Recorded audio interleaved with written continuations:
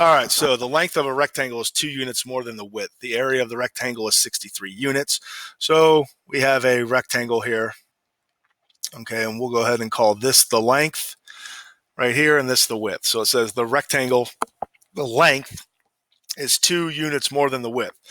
So if this is the width, that's equal to x. If this is the length, it's 2 units more, which means plus 2. So it would be x plus 2. And again, this would be x plus 2, and this would be x. And if it asks for perimeter, we would add up all the sides. But for this, it's saying the area, which means I'm going to multiply the length times width and set it equal to 63. And then now I'm going to get a quadratic, which would be x times, oops, sorry, now I'm going to distribute this, x squared plus 2x equals 63. Now I have a quadratic that I can solve. So I'm going to get it equal to 0. And I'm going to solve it by factoring. So two numbers that multiply to negative 63, but add to positive 2 are x plus 9, x minus 7. Then I'm going to solve this. So I'm going to set x plus 9 equal to 0. X is equal to negative 9. And I'm going to set x minus 7 equal to 0. And I get two answers here, but we got to remember, we're talking about an actual figure.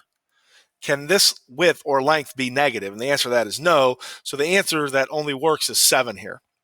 Okay, so this would be 7 units. And I don't know if it marks it right or wrong.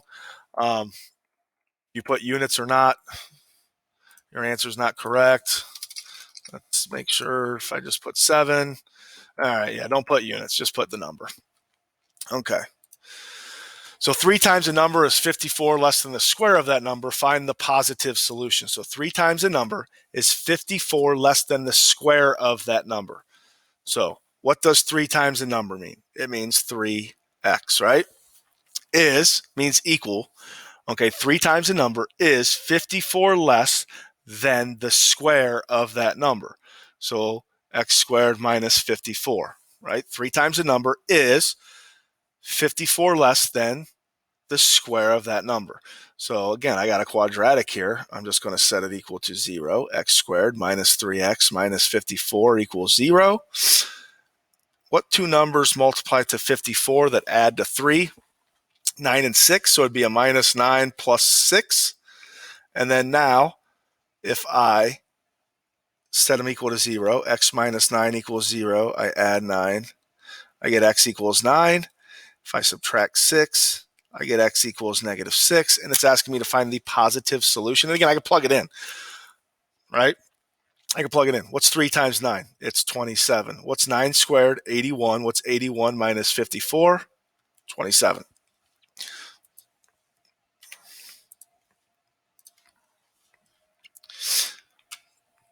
Okay, what are the roots of the equation in simplest form? So for this problem, we're going to have to do the quadratic formula. 16x squared plus 32x plus 17.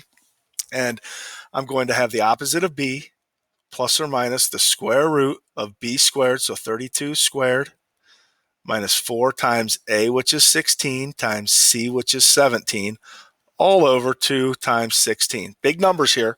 Make sure you're using your calculator. So negative 32 plus or minus a blank square root all over 32. Okay, I'm going to go ahead and move this over, get my calculator out, and show you how to enter, make sure we're entering it correctly. So I'm going to put in a 32 in parentheses. Okay, that's this right here. I'm going to square it. I'm going to put minus 4, parentheses 16, close parentheses, parentheses 17. Hit equals. Gives me negative 64. Okay, so I put a negative 64 here. And what does this equal? Okay, this is negative 32 plus or minus 8i over 32.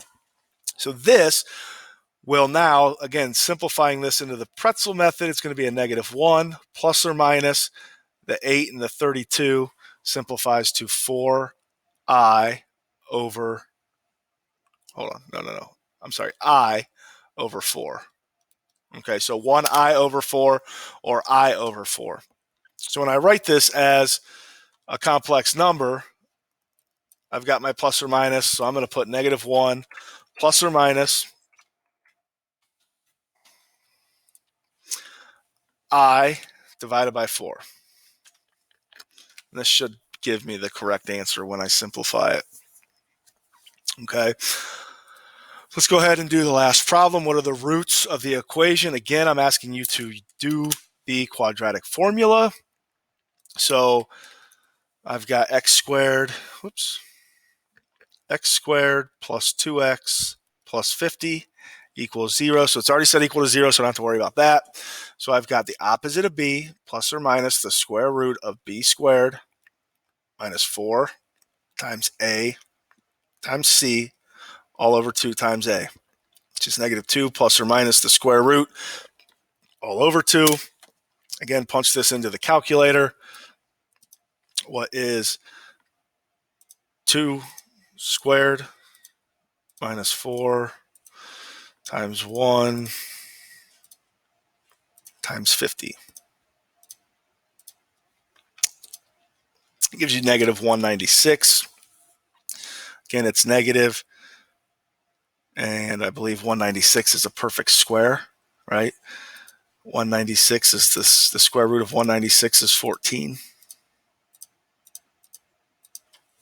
So I've got negative 2 plus or minus 14i over 2, which again, pretzel method of simplifying would be negative 1 plus or minus 14i divided by 2 is 7i. So I've got negative 1 plus or minus 7i.